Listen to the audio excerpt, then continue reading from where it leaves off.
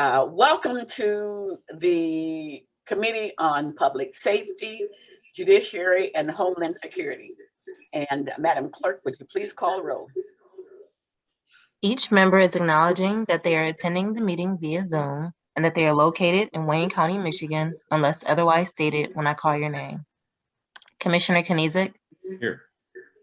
Commissioner Kinlock? Present. Commissioner Basham? Here. Commissioner Scott? Present. Chair Clark Bowman? Yes, here. You have a quorum present. Thank you, Madam Clerk. You want to continue?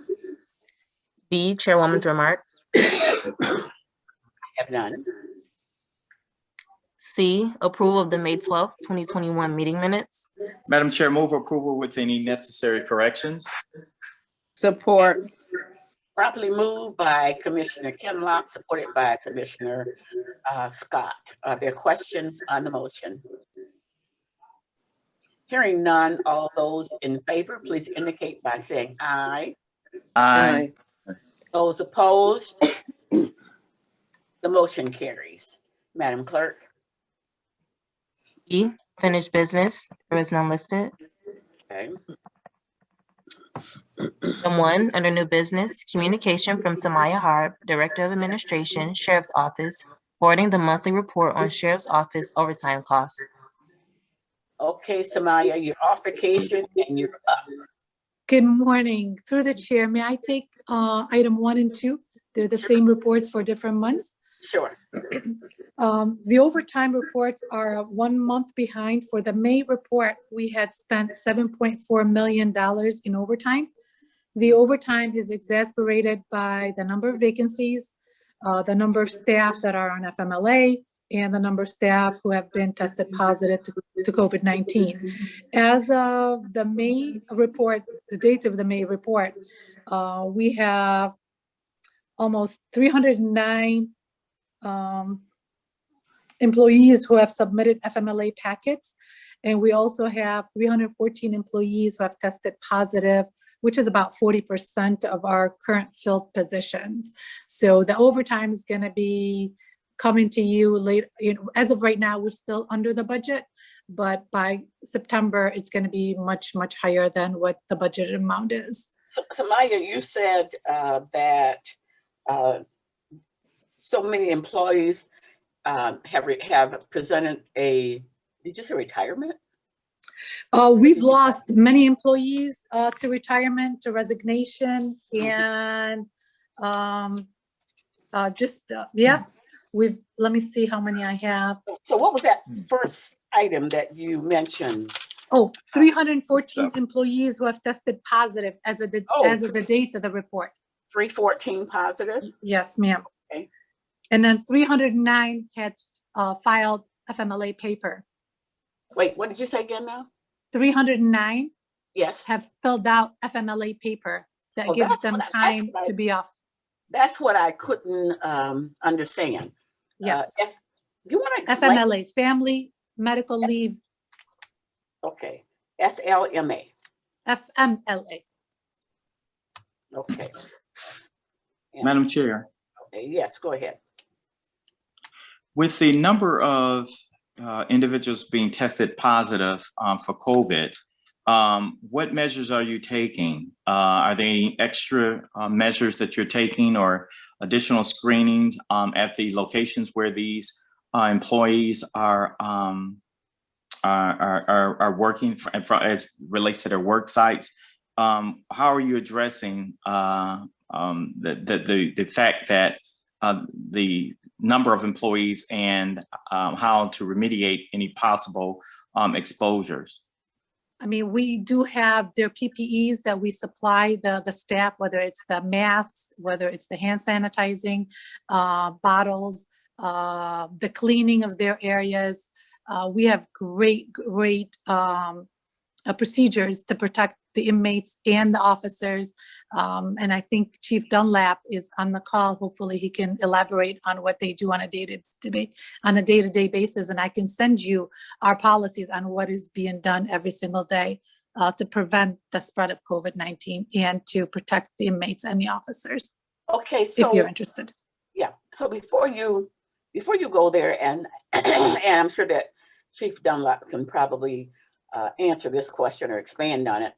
All right, so you've got 314, are these officers? These are officers Officers and civilians, it's sheriff employees. that are tested positive. Yes, at one point or another. And then keep in mind, Madam Chair, that a person could have, one person could have tested positive in January, and they tested again positive in March. So that's done twice. So you could have one person who have tested positive multiple times, not necessarily 314 employees separate. Okay, so if I'm an employee of the Sheriff's Department and we've got 314 people that have tested positive, wouldn't that be, now, more than likely they have not been vaccinated? Not necessarily. We've had few cases. I know a few people who have were vaccinated and they still tested positive after the second dose. Because the vaccination is not 100%, it's 98%. Yeah, but From what I understand. Yeah, And it but- depends on which vaccine you took, whether it's Pfizer, whether it's Johnson & Johnson, or Moderna. okay, so some of these 314 might possibly have been vaccinated, right? Yes.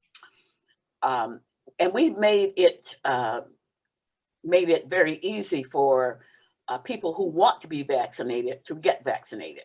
Absolutely. They can get the vaccine at one of the jails sites. They don't have to go to Wayne County Community College or Schoolcraft. We bring the nurses to the jails to get the employees You have vaccinated. someone to do the inoculations on site, right? Yes, ma'am.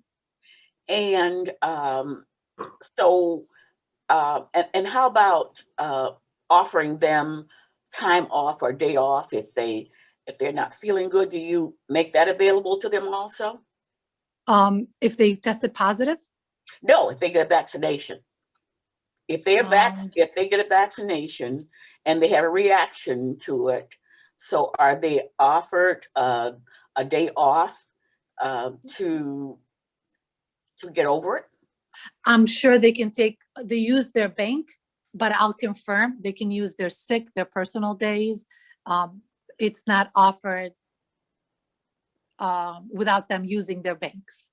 Okay, because I've been listening to the national news, and they're recommending that employers, in order to get them to get the vaccination, to offer them a day off to get the vaccination and maybe another day off in case they have a reaction. So I was just wondering, can you give me any numbers as to how many of our people at the Sheriff's Department have been vaccinated and how many have not?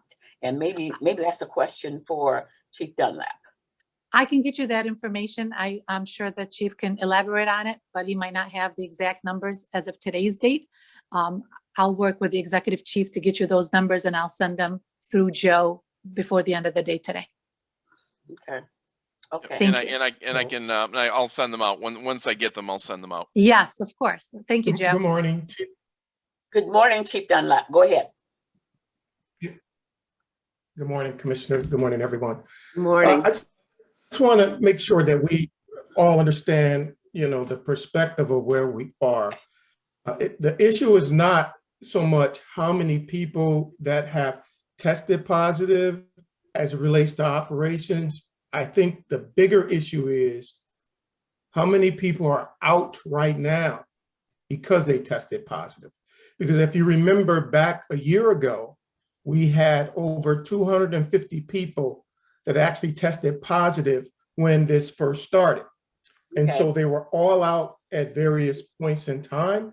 And so what we try to do is track how many are still out. And so I think we should all try to focus on that picture as well. Because as Director Harb indicated, we do offer testing 3 days a week for every employee when they come to work. The vaccination is offered to everyone. And unfortunately, like a lot of organizations around the country and the world, particularly in law enforcement, you have about 40% of the people in our organization that are on the fence or refuse to take the vaccine at all. And so that is the challenge for us, convincing and encouraging them to take the vaccination, because what we are finding is quite a few of these individuals are what we call asymptomatic. I think about a year ago when you said COVID, people automatically went to death sentence because we knew what it has done to our world. Mhm. But today we have a lot of people that are walking around asymptomatic and don't even know it. And they're surprised when we tell them, hey, you're positive. Okay. They weren't feeling sick, no symptoms whatsoever. Another part of that is because they're asymptomatic and coming to work, if we don't test them, we run a greater risk in the jail. We just recently completed mass testing in the jail just last week because we saw a slight uptick in the jail. Our jail has been trending the best in the state and probably one of the best in the country, with an infection rate of positive rate of less than 1%. And that was because back last year, this time, we were the first jail in the state to test every inmate for the COVID because we didn't want to guess. And at that time, we had about 80 people, about 10 or 11% of the population. We isolated, quarantined them. A couple of weeks later, we were almost down to 0. And so in addition to that, just recently we saw an uptick and we asked for mass testing again. And it's my understanding that from this last mass testing, with an average population of about 1,150 people in the jail, about 6% of those that were mass tested positive, somewhere in the neighborhood of about 60 people total. Of that 60, about 40 of them are in the jail in quarantine isolation. I'm happy to tell you that 98, 99% of them had no clue. They were asymptomatic, no symptoms. But because of our diligence testing them, we were able to identify it and, again, do as we did last year, isolate, quarantine, and monitor so that we can get it back down to below 1%. So, the numbers sound alarming when you say that. I'm sorry. So you're talking about inmates, correct? Both inmates and staff. So And right now, the inmate population, the inmate population, we have about 40 people that are already in custody. And we test new books every day, the minute they come into jail. Mhm. The challenge is the numbers sound alarming, okay? But when you think about it in terms of how we manage and mitigate it, it's below the state and the national average in terms of infection rate.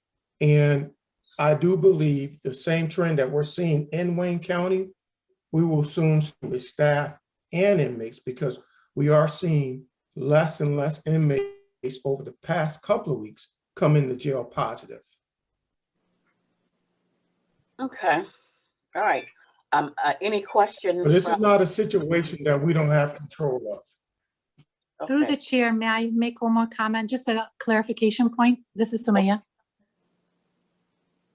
Sure, go ahead. Oh, perfect. I just wanted to break down the 314 individuals who have tested positive to COVID-19. 264, those were tested positive before the vaccination started, which we started, I think, January 4th. And then 50 have tested positive after we started the vaccination. I want to make that distinction so you don't think that everybody that's got important. Thank you. tested positive after the vaccination. Yeah, that's Thank you. very important. I appreciate because- that. And I'll make sure to put that in my Madam report. Chair, if I may. Yes, go ahead. Yeah, Madam Chair, if I may not, Sure. I'm glad Director Hart pointed that out, because I think that's an indication that, the vaccine is working. People are starting to comply. Mhm. And we saw the same challenges with inmates we first offered it, certainly the majority of them were against it. You know, we know as African-American people, you know, the challenges historically associated with that. And so we had the same experience in the jail. And then as more and more inmates started taking the vaccine, others started volunteering. And so just as that trend is, there was 250 before, and now we have just about 50 or less. We expect that downward trend to continue as we continue to move forward and get people vaccinated and people follow the guidelines. Okay, now that's very important. So let me ask you one question. So you said there were 264 before we start vaccinating. Are these individuals, are they ill from, are they still suffering the effects of COVID? Is that why they're still out? They're not necessarily out. No, that Yeah. most of them came back to work. So there's no Yeah. correlation between the 314 who tested positive and the people who are on FMLA. Okay. But I can check in to see who's still I out think that's from the important. original 264. Mhm. But go ahead, Chief. Yeah, Director, I think that's important because, you know, when you say that number, people often wonder, well, wow, where are all these people at? And Right. I'd be surprised if we have more than a total of 20 staff out because of COVID. People are going to be positive and they're going to get well and come back. I would say probably, you know, at least 85, 90% of those people are back at work, if not more.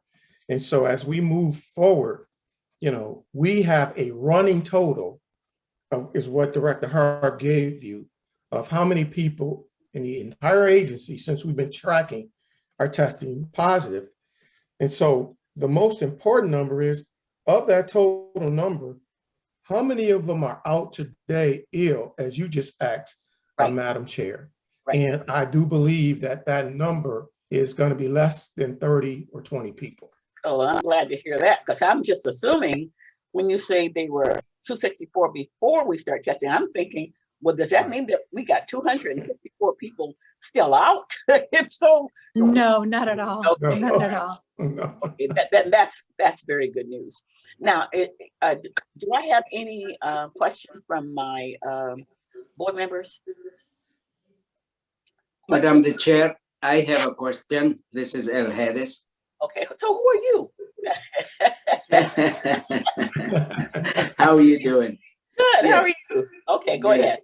Good to hear Chief Dunlap and Sumaya and everybody. So Sumaya mentioned earlier there's some individual got tested positive after they have the vaccine. Is Very all few. of those have the same type of vaccine or different type of vaccine? Very few people did test positive after they received the vaccine, and I don't have the data. I have to check and see what kind of vaccine they received. To be honest with you, I don't have that data. Yeah, it's good to know because there's some question mark on some of the vaccine, and they not clear on explaining why some people hesitated to take certain type. So if the data start to show something like people tested positive after the vaccine, maybe that area we should be really paying attention to. So Samaya, do you guys offer all three of the vaccines, or just the Moderna or the Pfizer or the J&J? I know that we offered the Moderna and the Pfizer at the beginning. I Mhm. think the Johnson's being offered for the inmates. I'm not sure, but Chief Dunlap can elaborate on that. Yes. Okay. Yes, if I may. So as Director Harb indicated, for staff, they have offered both Pfizer and Moderna.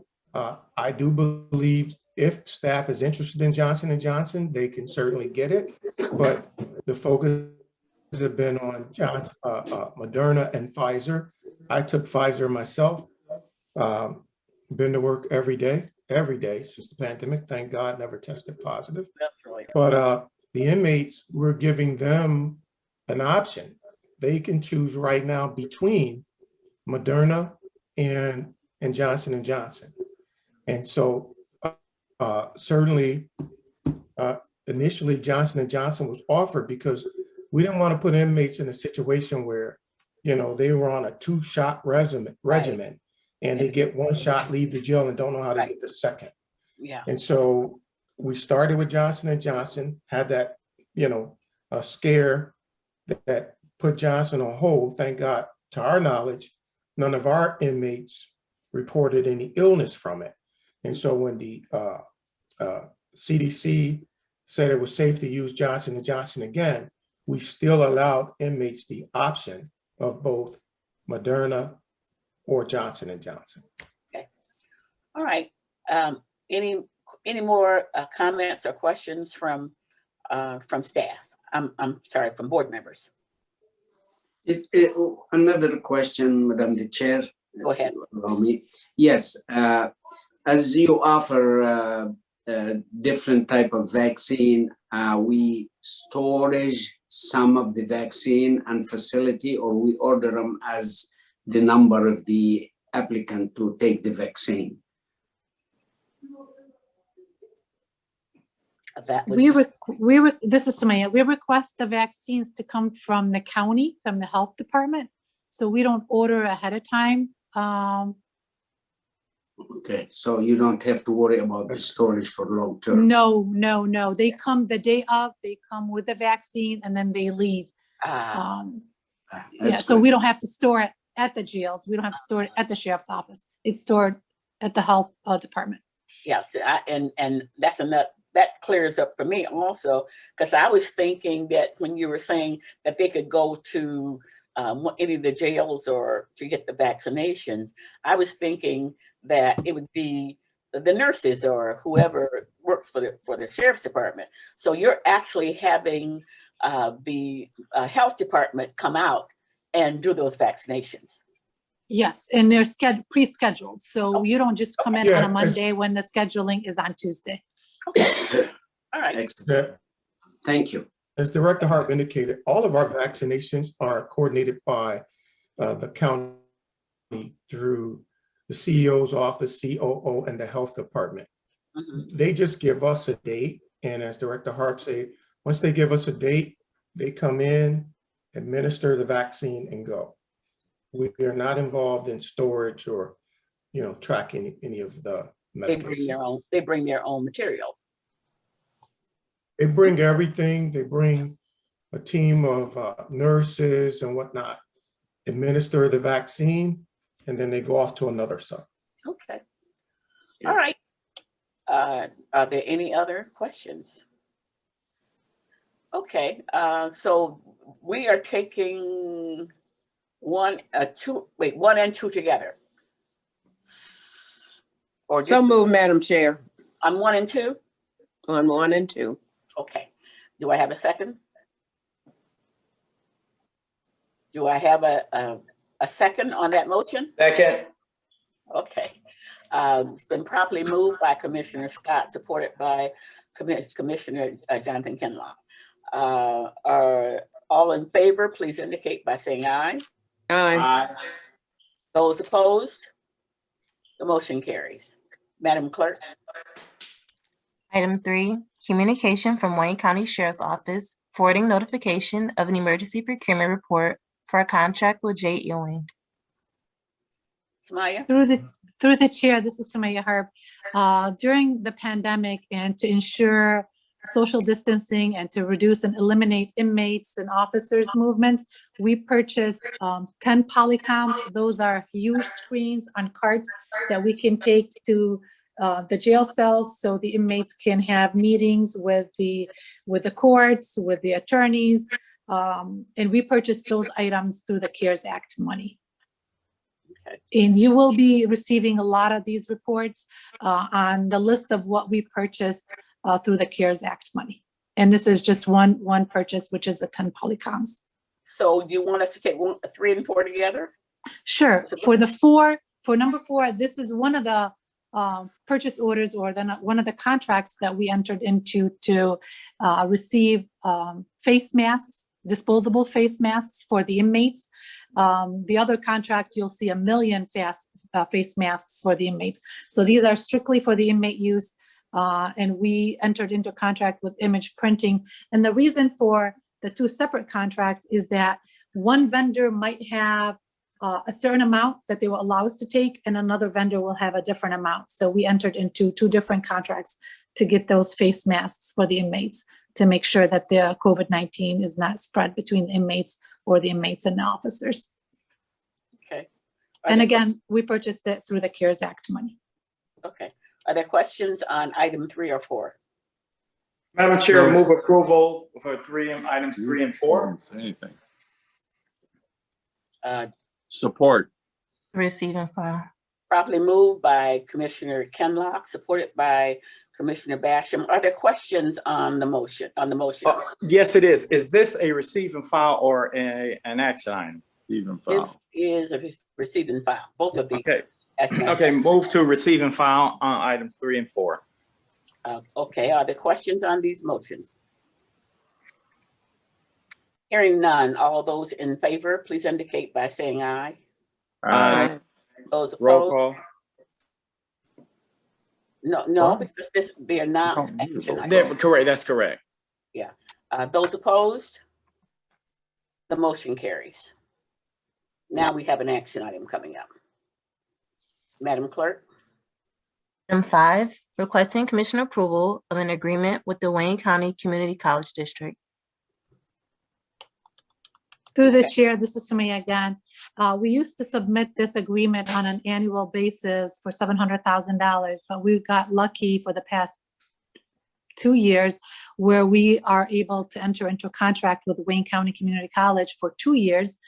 So we don't have to bombard you with those agreements.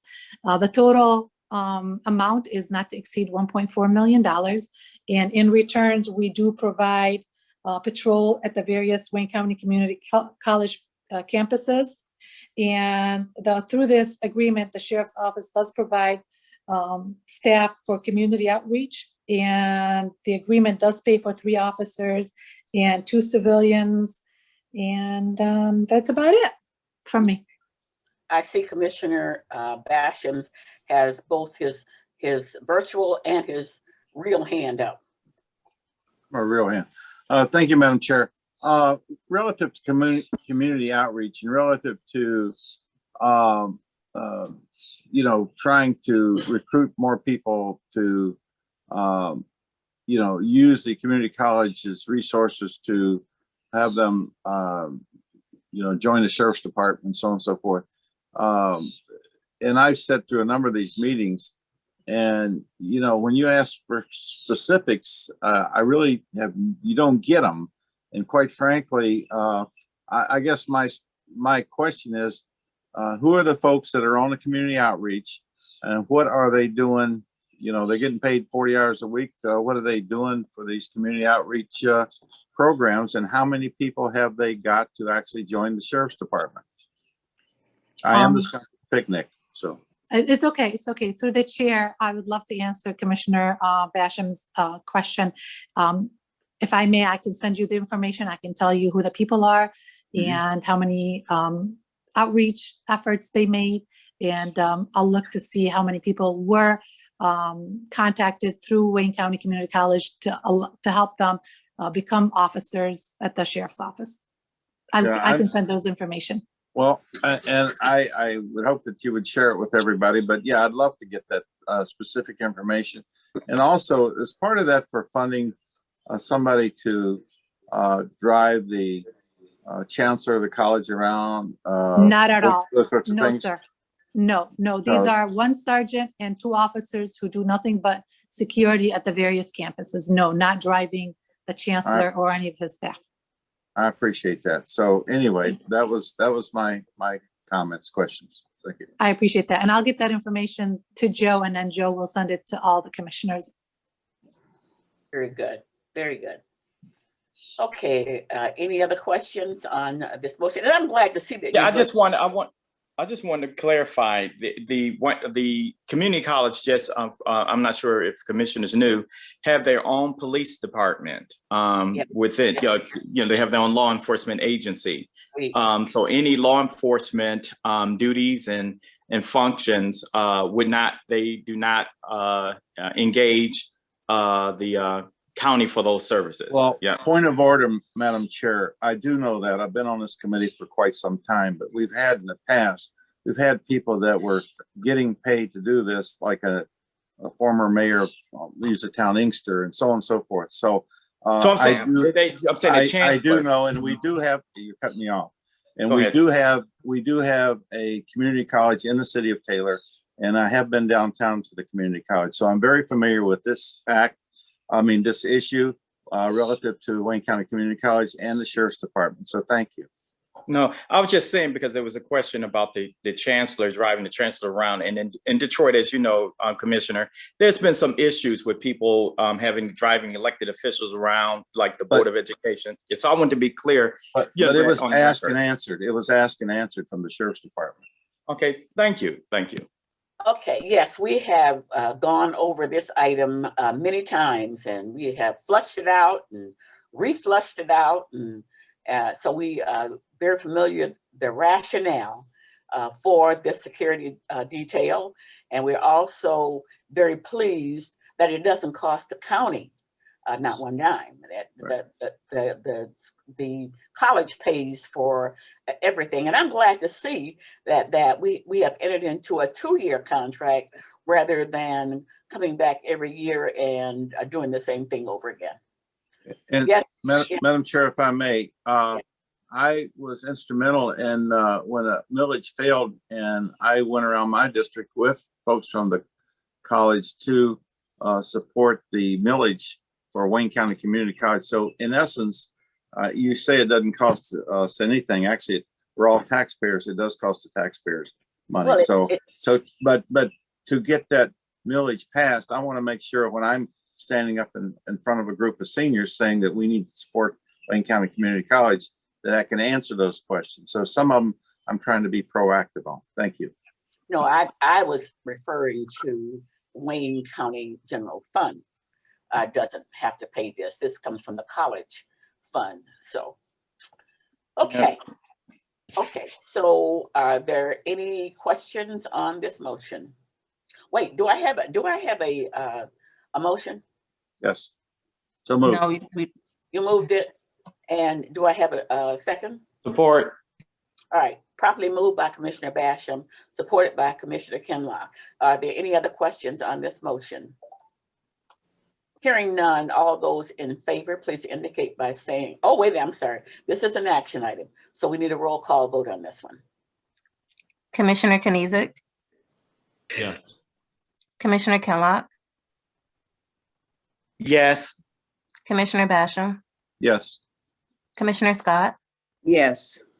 Chair Clark Coleman. Yes. The motion carries. Okay, next item. Item 6, requesting commission approval of a grant agreement with the State of Michigan Department of Natural Resources. Through the chair, this is Sumaya again. The Marine Safety Grant has 2 different funding sources. The federal fund, or the federal portion of it is that we receive 100% with no match required. For 2021, we received $103,000. For the state portion, we received $91,000 and requires 25% match. The match is from not the general fund, but is from the park millage. This grant pays for 2 FTEs. That means 4 positions that come in from Memorial Day until September, which is Labor Day.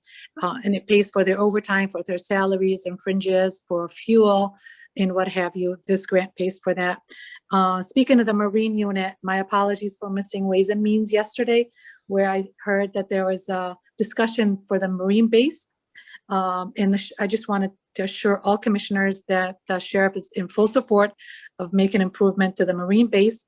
And he sends his sincere gratitude Commission and to the CEO's office for taking on this project. Okay. Can I get a motion on this one? So moved. Support. Properly moved by Commissioner Scott, supported by Commissioner Kenlock. Any other questions on the motion? Okay, what roll call vote? Commissioner Kenizik, Yes. Commissioner Kinlock, Yes.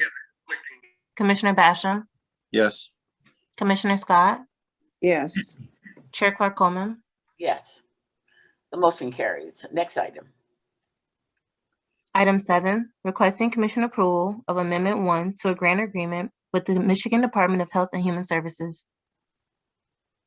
Okay. Good morning, Madam Chair. Okay, hello. Hi, Tony.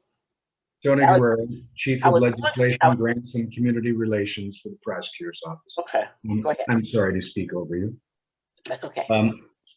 This is part of our Stop Violence Against Women grant.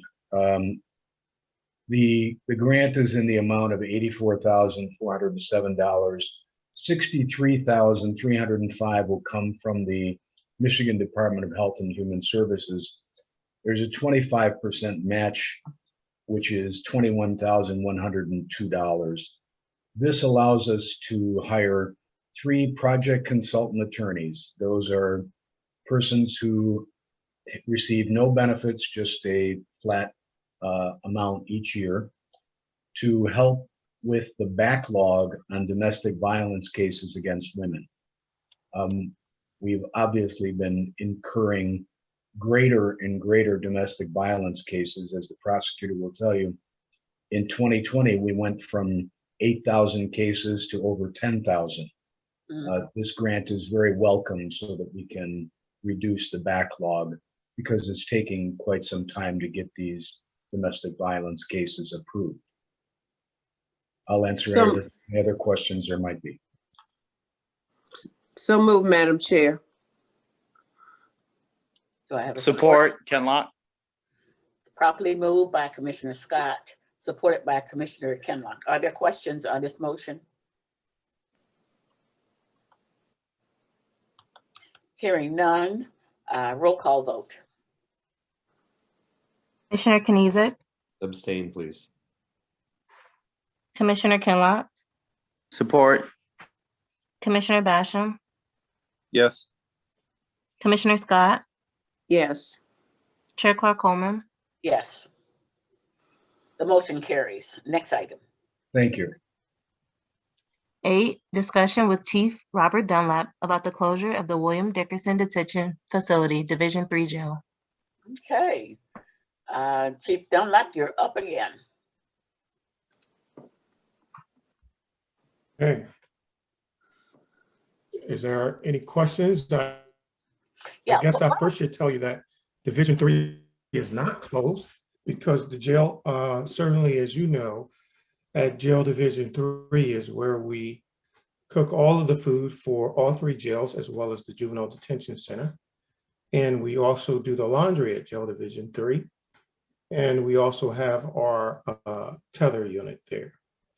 And so the jail isn't closed, but what we did do, because of our staffing shortages and the fact that we have declared a staffing emergency probably every weekend, starting on Friday, for the last, last 6 weeks, we've decided to consolidate the inmate housing plan so that they're not spread all over Hamtramck and downtown Detroit.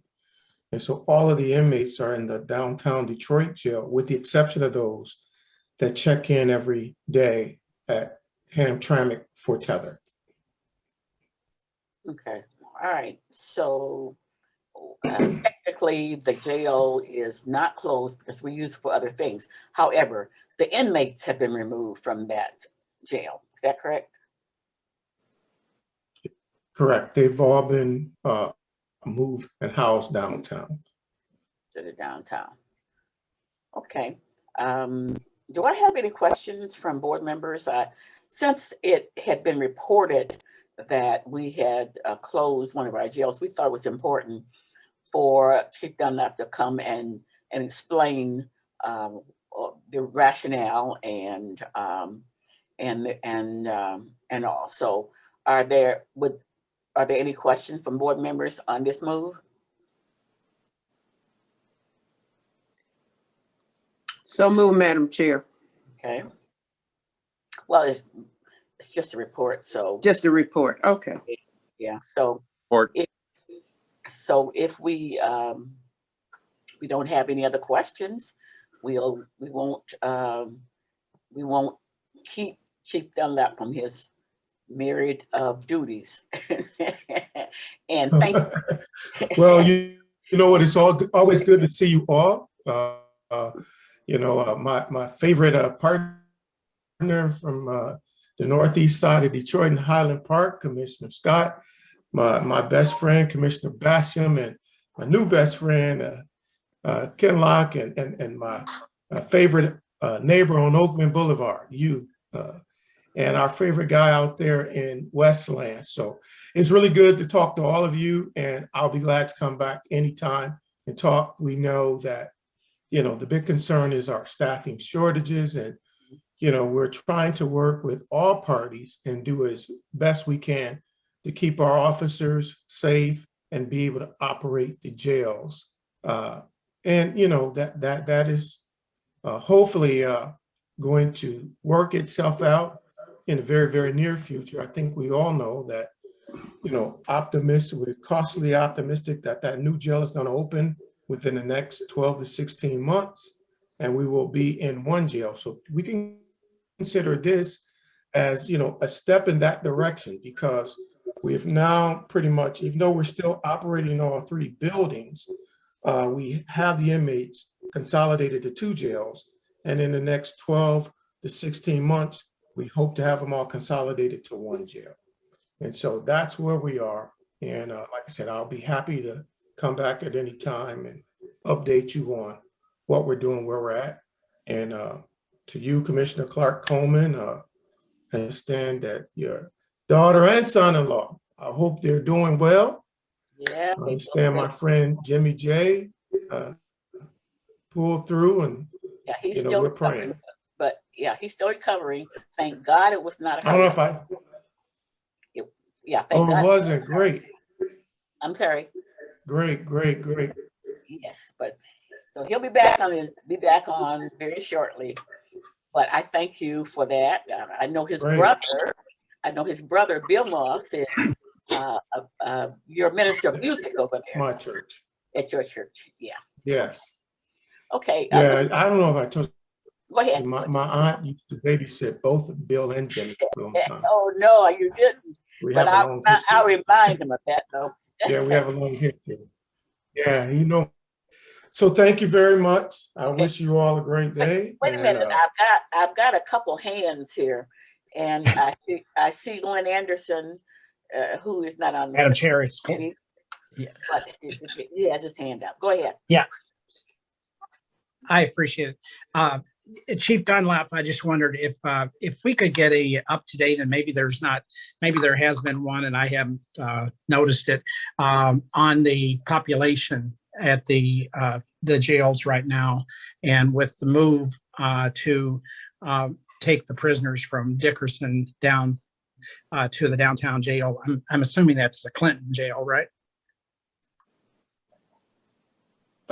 So it's they're both there on Clinton. Right. So I Okay. think the ones from Jail Division 3, which is our lowest security level, are housed in Jail Division 1, the newer jail down. Yeah, I'm just trying to get a sense of how many prisoners. I know there were a lot of them that were put on tethers. Yeah, today I think we have tether, I believe, is at 1803 today, and in the jail, I believe it's 1132. I can confirm that for you right now. And that's with those transferred prisoners.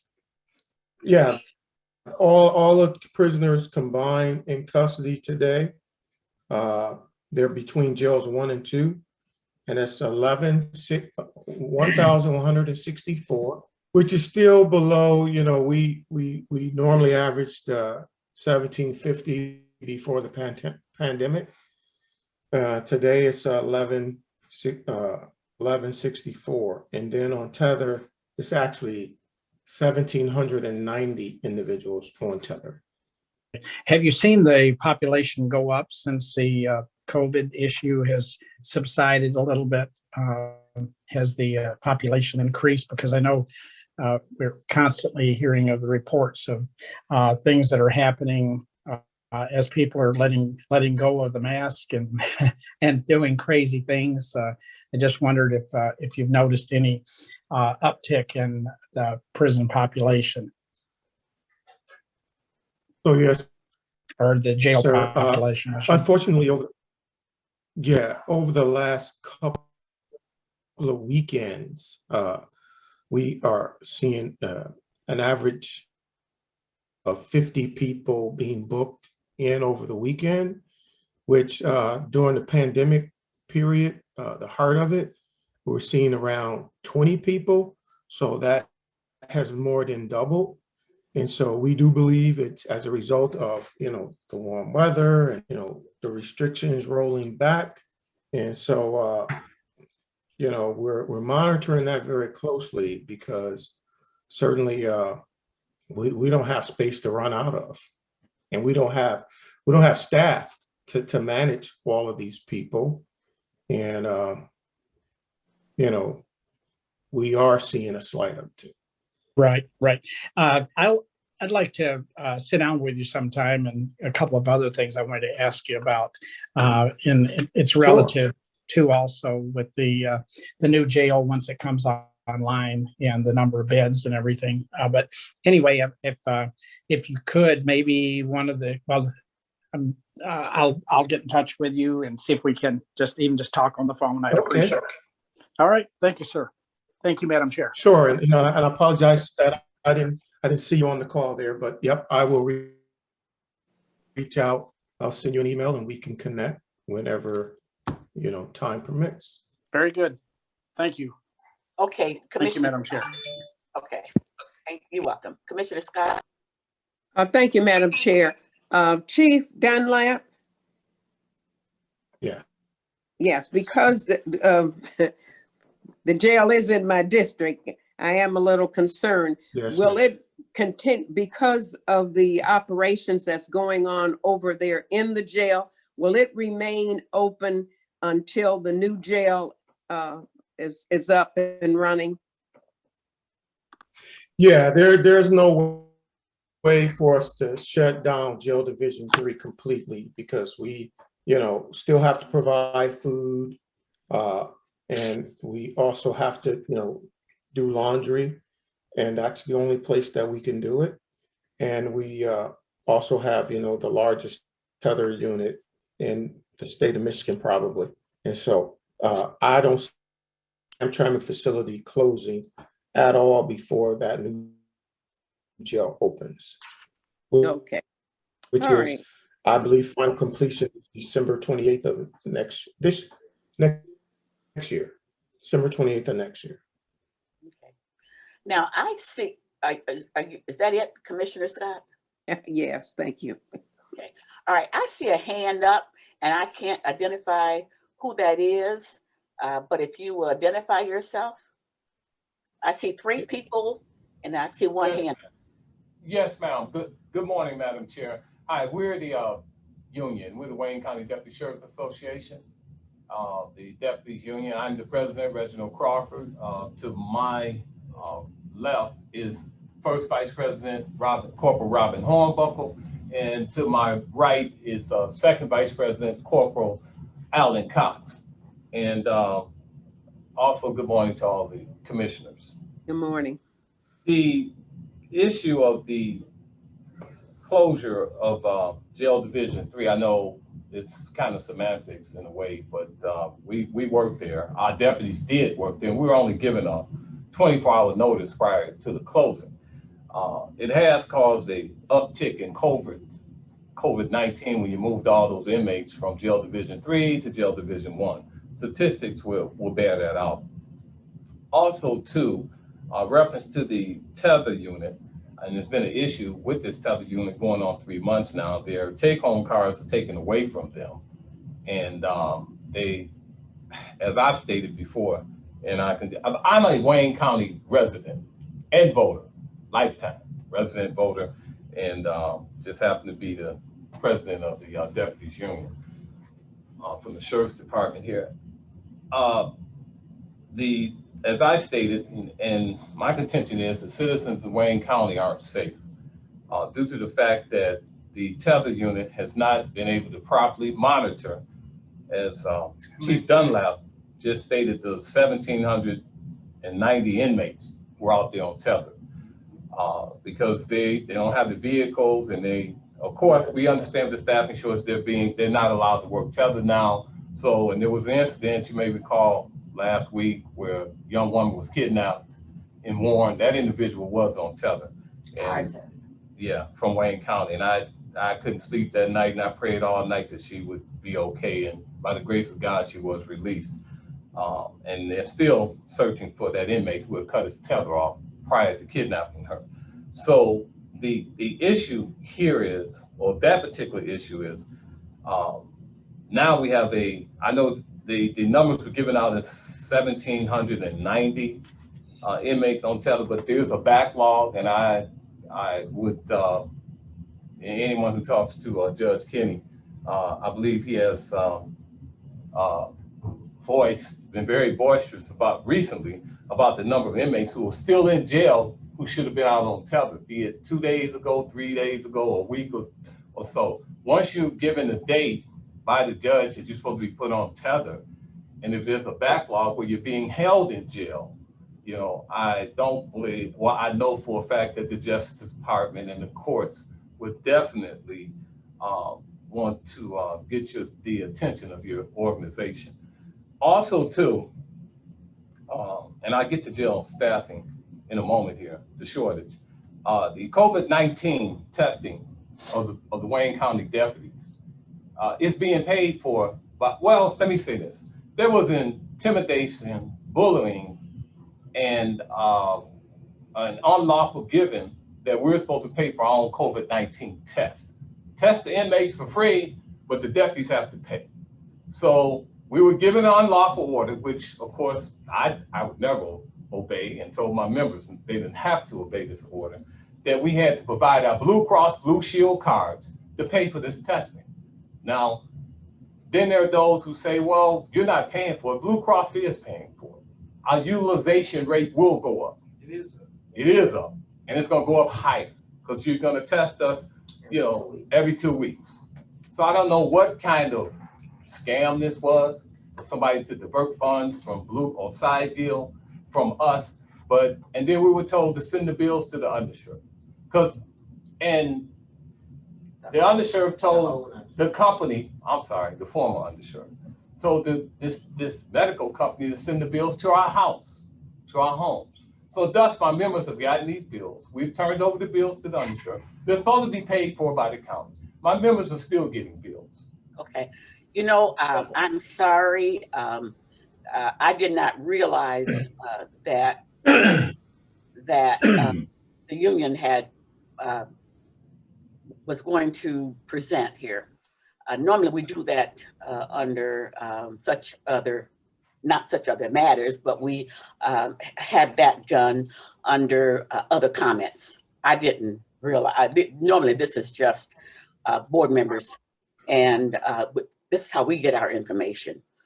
But it sounds like you've got some issues that needs to be resolved with the Sheriff's Department. Now, I won't ask Chief Dunlap to respond to any of this.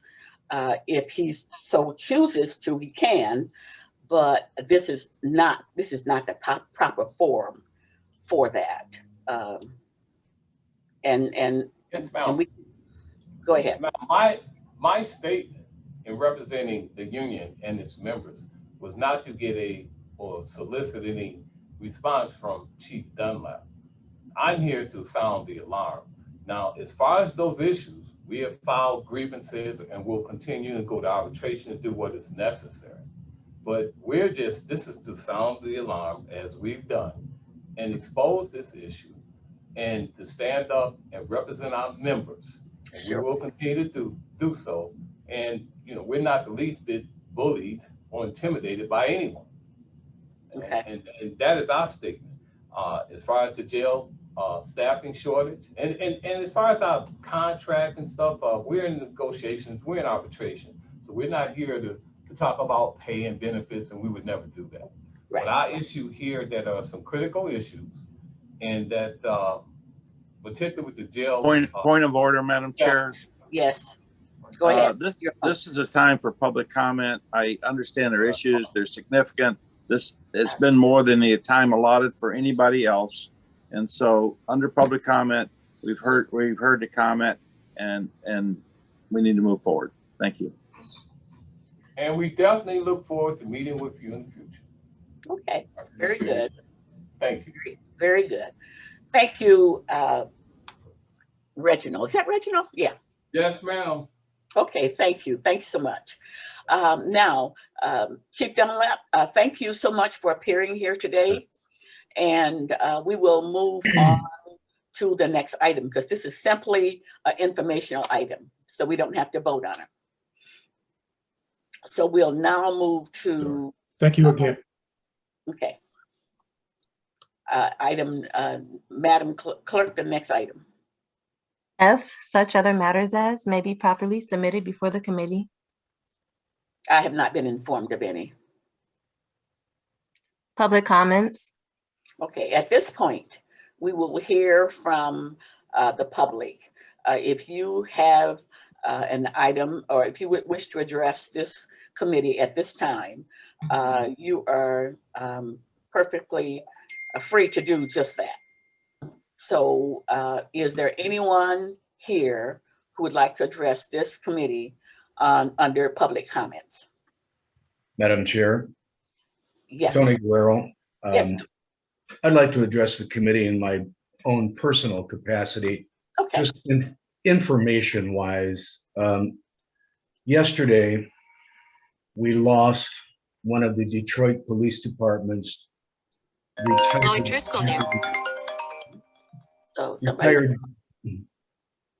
we lost retired deputy chief from the Detroit Police Department, Francis Allen. He had served for many, many years and is the father of our own Wayne County Judge David Allen. Francis Allen served honorably. He was ill and passed away yesterday. It's just, I felt my duty to bring that information to the committee, and I thank you for that. Oh, we're so sorry to hear that. Certainly condolences go out to his family. I do, I'm aware of his brother. It's his brother, you say, right? No, his Judge David Allen was the son of deceased deputy chief. So it's his father. Also the father of James Allen, who is an attorney well known in the city. Oh, okay. We're so sorry to hear that. Our prayers and condolences do go out to the family, to the Allen family. Thank you very much. And thank you, Tony, for bringing that to our attention. Now, I see that I do have a hand up from our bargaining unit over there. You may speak at this time. Thank you, ma'am. Yes, ma'am. I'd like to offer my condolences to the Allen family. When I was with DPD, I worked. He was the deputy chief there then, Francis Allen, and also his son. I remember his son, and we were very good friends as he came up through the ranks too at DPD. Speaking as a tax-paying citizen of Wayne County, I pay, was it $47 a year on the jail millage, and we're going to investigate this. I know that jail millage was extended for 2022, I believe it is. So it's still another year on that jail millage. So If the jail is closed, as a citizen, I need to look and see if it's appropriate for me to continue to pay that jail millage. I think the deputy chief indicated that the jail was not closed, that we are still using that jail for other activities.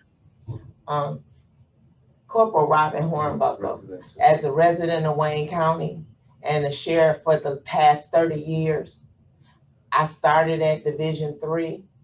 There are no inmates housed at Division 3. Per the millage, there's supposed to be inmates housed at Division 3, but that's not my issue. My issue is that right now we have one officer per side at Jail Division 1, which is putting our officers and inmates at risk.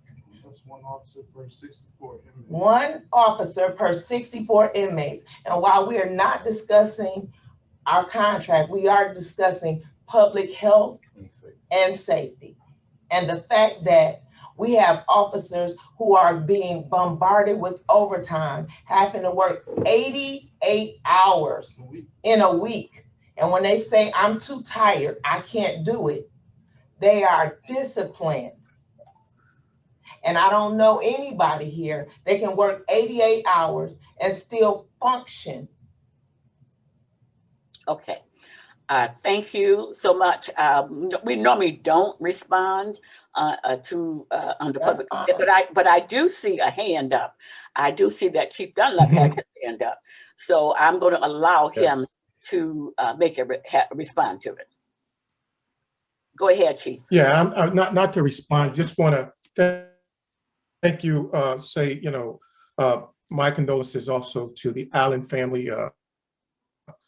Like President Crawford, I worked there in DPD.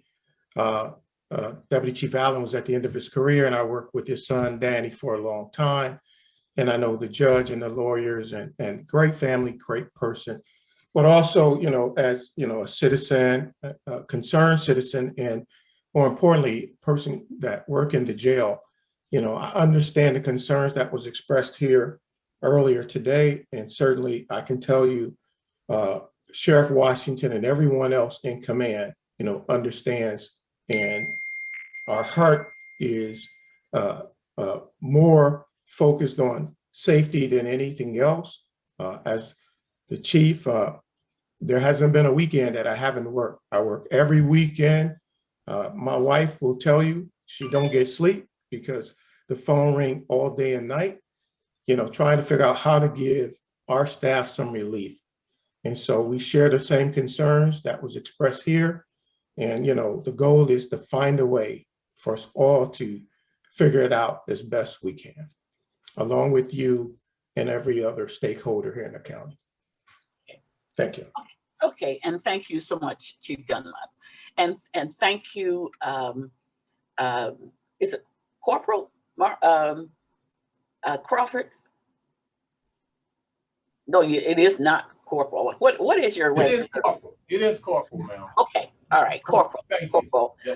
Because I said Reggie before, and I'm going, no, I shouldn't have said that. Okay. I should have called you by your official name, Corporal Crawford. Thank you guys for being here. Okay, now we've heard all the public comments. So the next item, Madam Clerk. Adjournment.